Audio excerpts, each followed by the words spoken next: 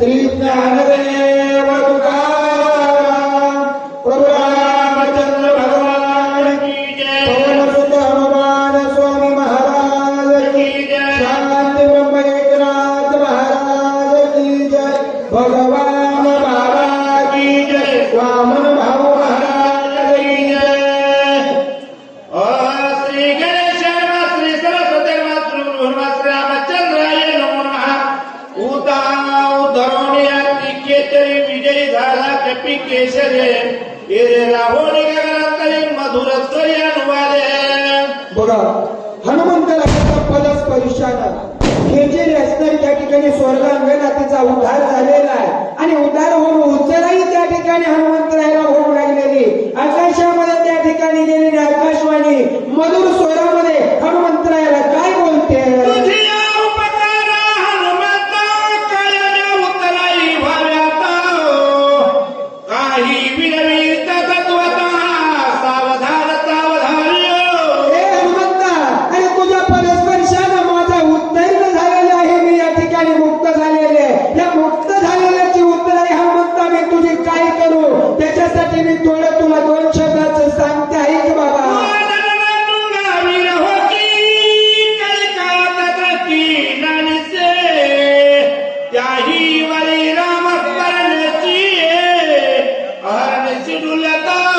हे हनुमंता अरे तू रामाचा भक्त आहेस आणि राम नामामध्ये चाललेला सतत तू त्या ठिकाणी डोलतोस नाचतोस आणि मुखामध्ये रामस्मरण आहे आणि तू वीर कसा आहे तर दाटू का वीर आहे अतिशय सूरवीर आहे असं त्या ठिकाणी केचिरी बोलू लागलेली आहे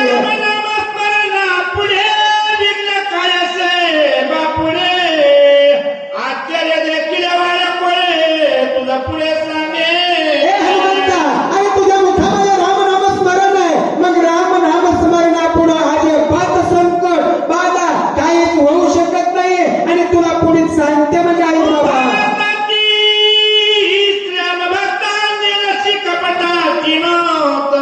निष्कपट तू कपिनाथ राम देखत सर्वत्र। हे हनुमंता अरे तू फक्त काय बघतोस तर रामच बघतोस तुला दुसरं काही कळत नाही आणि तू त्या ठिकाणी मनामध्ये चिंता आणत नाही त्या ठिकाणी बाधा आणत नाही फक्त रामावर विश्वास आहे आणि जे तुला समोर दिसतंय ते राममय दिसतंय तू अजिबात कपटी नाही हनुमंता असे त्या ठिकाणी तुझा प्राप्ती कपिपती केवळ कपटाची कपट मूर्ती तो राक्षस चित्ती हनुमंता हे बाबा माझी विनंती मी हात जोडते माझे दोन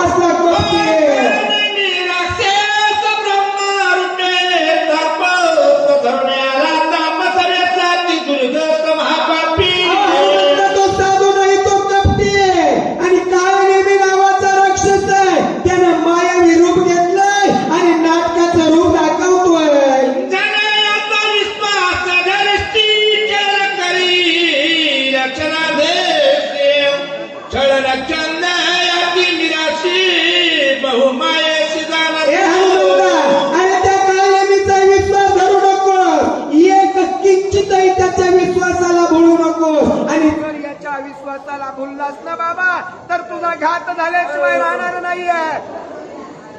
जावा उदया एक भानु तू बाबा कपिनंदनु कामानावा सिंतरुणी ऐसा पण करून याला.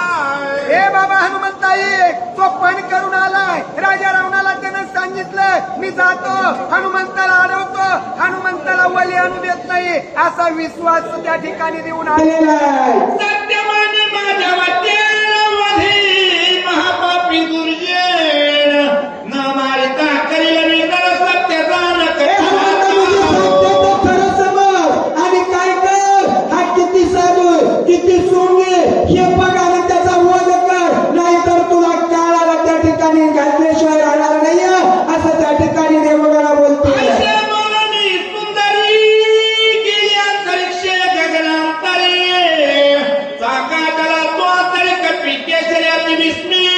बघा त्या ठिकाणी त्या ठिकाणी सांगितलं, अप्सरेने सांगितलं आणि तिचा उद्धार झालेला आहे. स्वर्गंगांना आपल्या ठिकाणी गेलेली आहे. हनुमंतरायाच्या मनामध्ये त्या ठिकाणी विचलित मन होत आहे.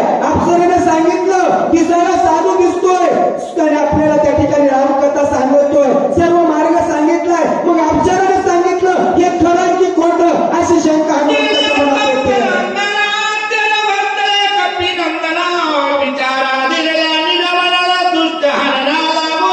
हनुमंतरायाने विचार केला की या ठिकाणी आता अप्सरेने सांगितलंय, मग सांगितलेल्या गोष्टीवर विश्वास तर ठेवायला पाहिजे. मग खरंय की खोटंय काय हे पाहायला पाहिजे असा विचार हनुमंत करतात.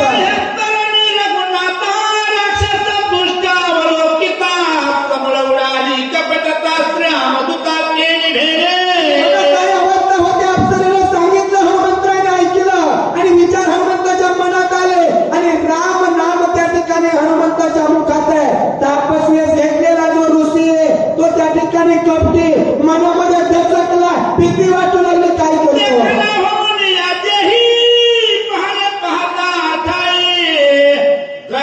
द्रष्टत्वाची नाही द्रष्टा तो हनुमंतरायाने पाहिलेलं आहे. मग त्या ठिकाणी दृश्य द्रष्ट आणि दर्शन ही जी त्रिपुटी आहे ती त्या ठिकाणी मावळते कोणाची तर भक्ताचे हनुमंतरायाची. त्या ठिकाणी त्रिपुटी एक झाली म्हणून हनुमंतरायाला समोरचा आहे ना तो साधू दिसत होता. मग हनुमंतरायानं अप्सरेने सांगितलं, मग काय हे त्या ठिकाणी अंतर्ज्ञानीने पाहिलं आणि पाहिल्यानंतर काय दिसलं.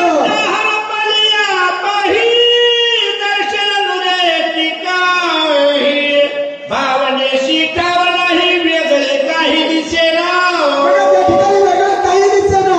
हनुमंतरायाची स्थिती त्या ठिकाणी झालेली आहे. हनुमंतराव पाहतात अप्सरेने सांगितलं आणि सांगितलेली गोष्ट खरी का खोटी पाहिल्याबरोबर काय दिसलेलं.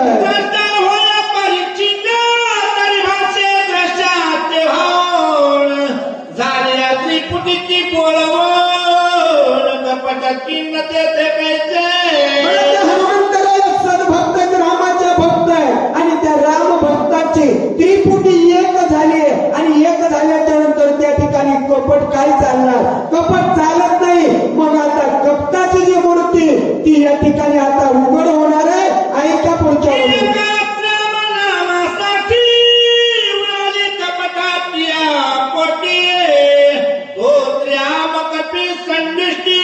कपटा गोष्टी तेथे कपट गोष्टी रामनामा पुढे चालत नाही. कपट घेऊन आलेला आहे, परंतु जोपर्यंत भाव आहे तोपर्यंत देव आहे. आणि हनुमंतरायाने मनामध्ये शंका आली ही जी आपल्याला सांगते ह्याची परीक्षा घ्यायला पाहिजे.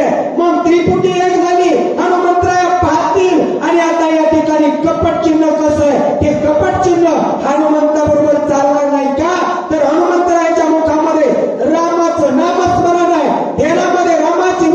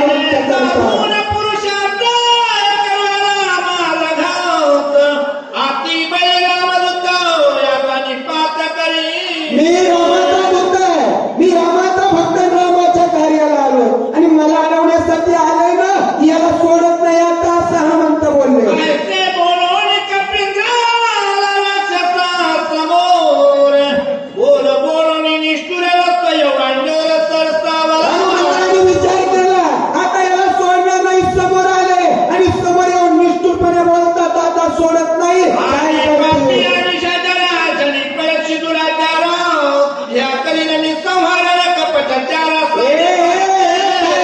दुष्टा, अरे नाटक करून या ठिकाणी मला गोवायचा प्रयत्न केला होता, मला हलवण्याचा.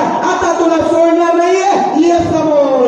रोप धरण तपास कराची चराचा होई सावकाश करी उदासणी गबळ. ए बाबा, त्यापासून उधरलं, मला अडवण्यासाठी या ठिकाणी आश्रम तयार केलं आणि पाणी पाजायला म्हणून सरोवरामध्ये जायचं सांगितलं आणि सरोवरात गेलात आणि पाण्याचा स्पर्श झाला, तीर्थ म्हणून पेलात की तुम्हाला दिव्या औषधी दिसतील. हे काय कपट आहे बाबा, पण आता तुला सोडणार नाही. हे कपट बंद कर. हे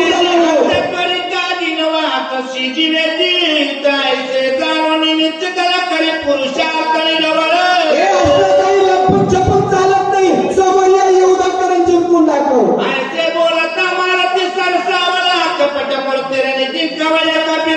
हनुमंताचं बोलणं ऐकलं आणि म्हणलं आता हे बोलतंय ना, आपण मी तुला चमत्कार दाखवावा. सरसावला काय करतो?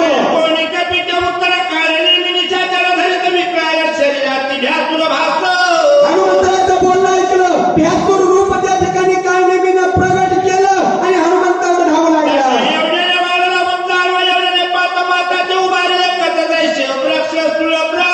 बघा त्या ठिकाणी रुंदी 5 योजने आणि उंची त्या ठिकाणी 10 योजने, असं त्या ठिकाणी 11 रूप काय नेहमीने धरलं आणि हनुमंताकडे निघाला.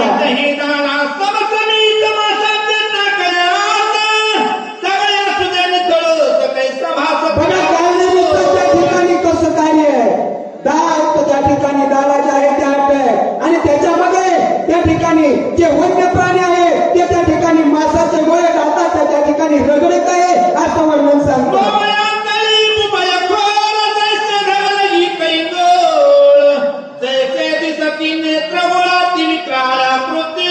काळनिमित्त भवया जसं एखादं त्या ठिकाणी खोल करणारं असावं आणि त्याच्यामध्ये पाणी असावं, तसं खोलच्या खोल भवया आणि भवयामध्ये डोळे कसे, जसं एखादा लाल बुंदा असा इसावाचा हार दिसावा तसे लाल डोळे काळनिमित्त आहे.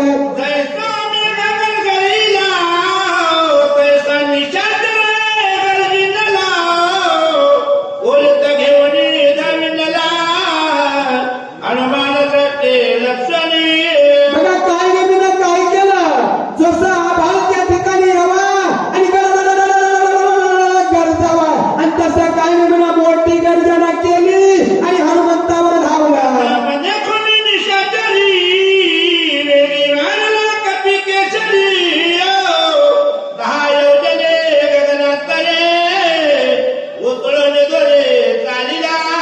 बघा हनुमंत यांनी 11 विकराळ रूप धरलेला काळनेमी बघितला आणि बघितल्याबरोबर हनुमंतांनी 10 योजने असं उंचच्या उंच त्या ठिकाणी उंची वाढवली आणि उड्डाण केलं आणि काय केलं.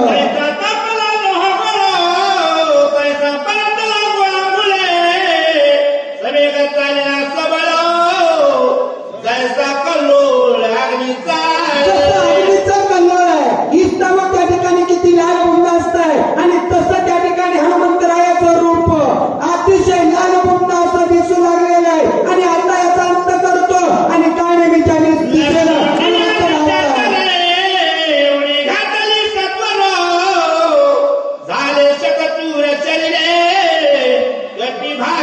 हनुमंताने आकाशामध्ये उड्डाण केलं आणि त्या ठिकाणून काळनेमीच्या अंगावर जसं विहिरीमध्ये मुटका मारावा तसं उड्डाण काळनेमीच्या अंगावर टाकलं. 100 तुकडे काळनेमीचे झाले पण जीव गेला नाही.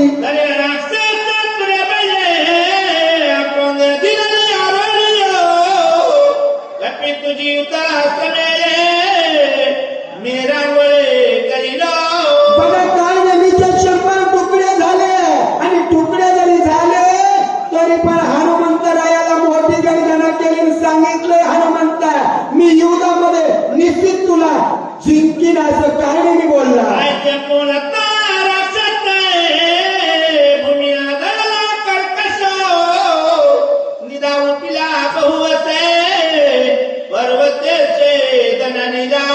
हनुमंतरायाला बोलला आणि बोलल्याबरोबर हनुमंतरायाच्या त्या ठिकाणी उठाला तो जसा पर्वत आहे आणि पर्वतावर वज्र मारावा आणि तो पर्वत त्या ठिकाणी भुगा भुगा व्हावा आणि तसं काळनेमीचं शरीर त्या ठिकाणी विस्तीर्ण झालं.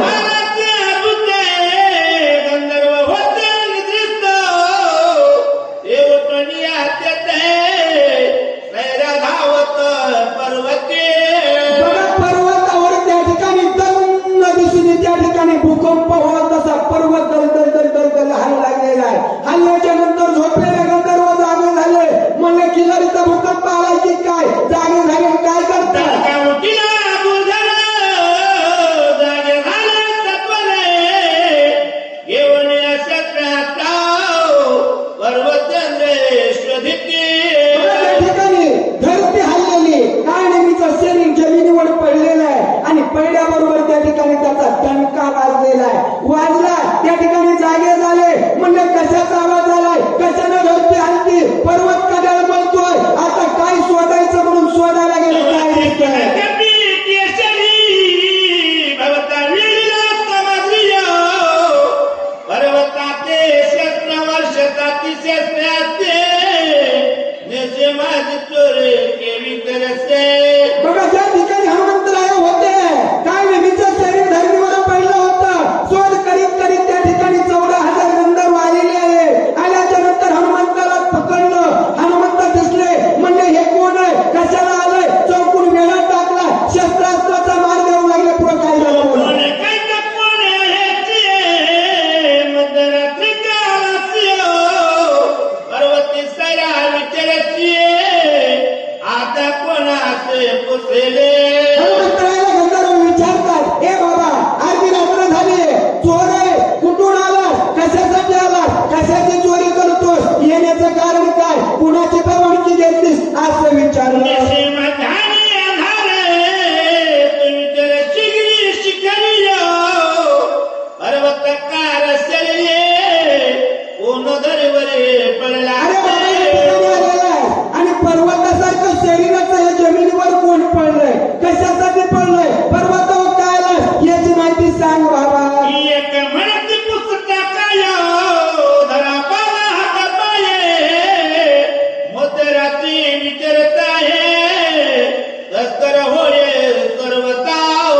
बघा, त्या ठिकाणी विचारणा केली, दुसरं समोर आलं. अरे काय विचारता, अरे घरा बांधा, पाडा मारा, असं त्या ठिकाणी बांधला. आणि काय करतात?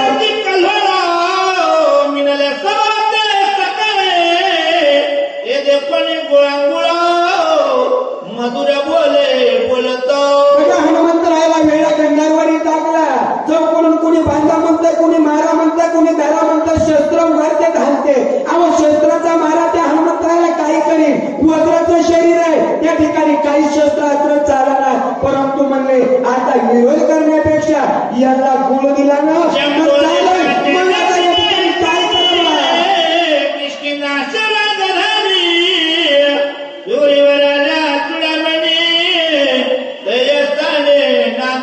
हनुमंतरायाने सांगितलं, रे बाबा हो, माझ्या संग भांडण करू नका, मी चोर नाहीये, मी किष्किंध्याचा राजा सुग्रीव आणि त्या सुग्रीवाच्या राजामधला मी वानर आहे, असं त्या ठिकाणी हनुमंतराया माहिती सांगितलं.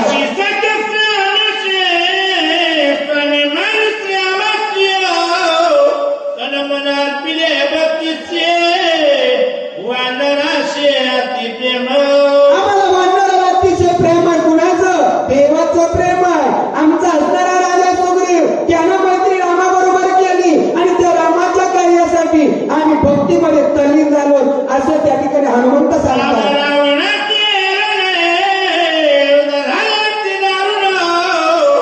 रावणे ब्रह्मशक्ती बंधू लक्ष्मण पाणी. काकुळतीला एवढं हनुमंतराय सांगू लागले, गंधर्व हो, अरे बाबा, मला या ठिकाणी बांधू नका, मारू नका, मी काय करायला आलेलोय, रामाच्या कार्यासाठी आलेलोय, मला या ठिकाणी बंधन करू नका. राजा रावणाचं आणि रामाचं युद्ध लागलं. लक्ष्मण भैयाला शक्ती, ब्रह्मशक्ती राजा रावणानं मारली आणि त्याची सोडवण करण्यासाठी मी या ठिकाणी आलोय बाबा, असं विनंती करतात.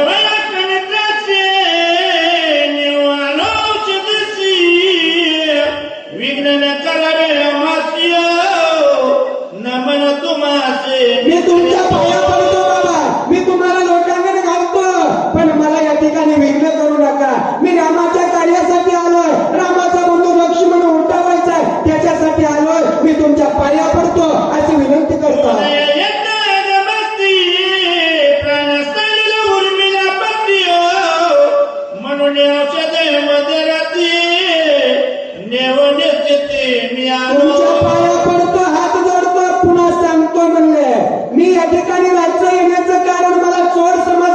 चोर नाहीये.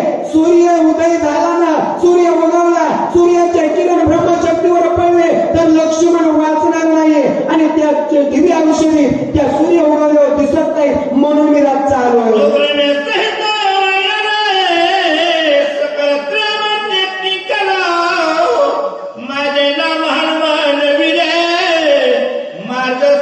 हनुमंतराने सांगितलं राजा सुग्रीव आणि राजा सुग्रीवाच्या समवेत सर्व वानर सैन्य हे रामाचे दूत झालो आणि त्याच्यातलाच मी वानर आहे.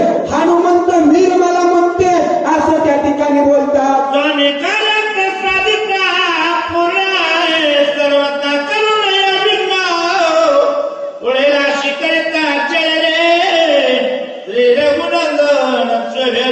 ए बाबा मी रामाच्या कार्याला आलेलो आहे आणि रामाच्या कार्याला आला त्याला जर अडथळा केला ना तर त्याच्यामध्ये काही भेटत नाही बाबा. जो सत कार्याला आलाय आणि त्याचं जर हेळण केलं तर त्याला त्याचं प्रायश्चित्त भोगावं लागतं. मग मी रामाच्या कार्य आलोय आणि जर तुम्ही मला विघ्न आणलं तर राम तुमच्यावर रागावल्याशिवाय राहणार नाहीये.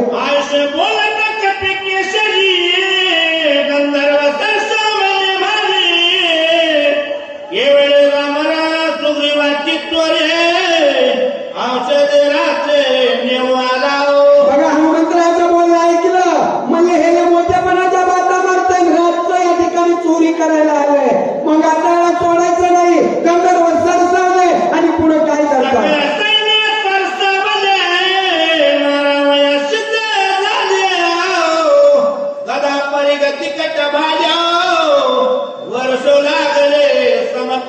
विचार केला हे बोलतंय तसं चालत नाही.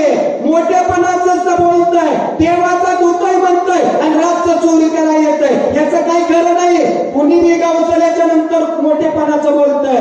मग याला सोडायचं नाही. मग गदा कुणाकड, पट्टीस कुणाकड, तोमर कुणाकड, तीक्ष्णाचे हाताला घेतले आणि हनुमंतरावर धावले.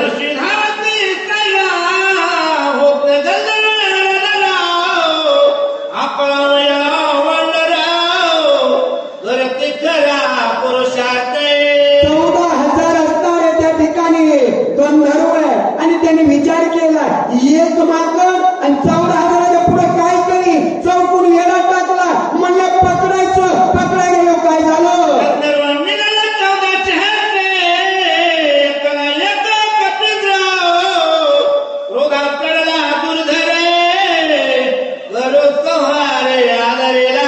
हनुमंतरायावर चौकडून 14,000 त्या ठिकाणी गंधर्व धावले आणि धावल्याच्या नंतर हनुमंत म्हणले याला गोडीने सांगून जमत नाही. आणि राग आला आणि काय केलं.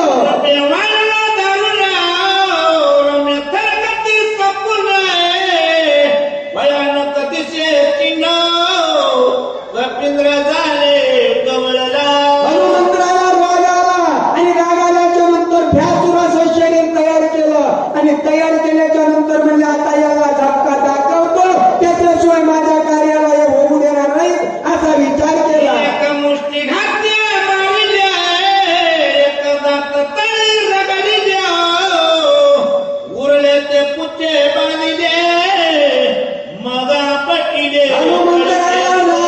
राग आल्याबरोबर त्या ठिकाणी वज्रमुठ बांधली आणि मस्तकात घातल्याबरोबर त्या ठिकाणी चक्काचूर करायला सुरू केलं. एखादं माकड येऊ द्या आणि ते दात खिसायला आलो की ती जनता मागे सरते. तसं त्या ठिकाणी दात हिचकिले, दातातही काही रगडले, उरले सारले. त्या ठिकाणी 12 शेपटीमध्ये बांधून काय केला.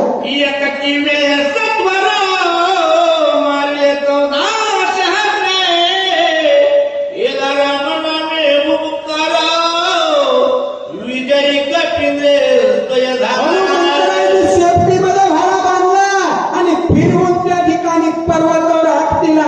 चक्काचूर केले. प्रभू रामचंद्र भगवान असा मोठा भूकार केला.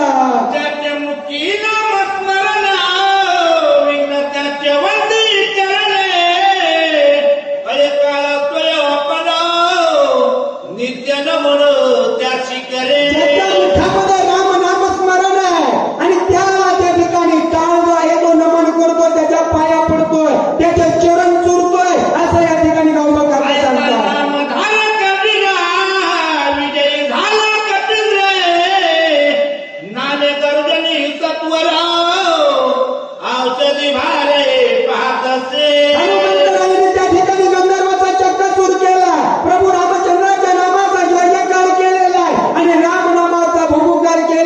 आणि म्हणले आता हे गंधर्व गेले, आता पुढचं कार्य काय आहे? आता या ठिकाणी म्हणले गंधर्व या ठिकाणी गेले आणि मेल्याच्या नंतर म्हणजे आता पुढील जे कार्य आहे ते दिव्य औषधी शोधायचे आणि दिव्य औषधी शोधून हनुमंतराय म्हणतात लक्ष्मणाला उठवायचं असा विचार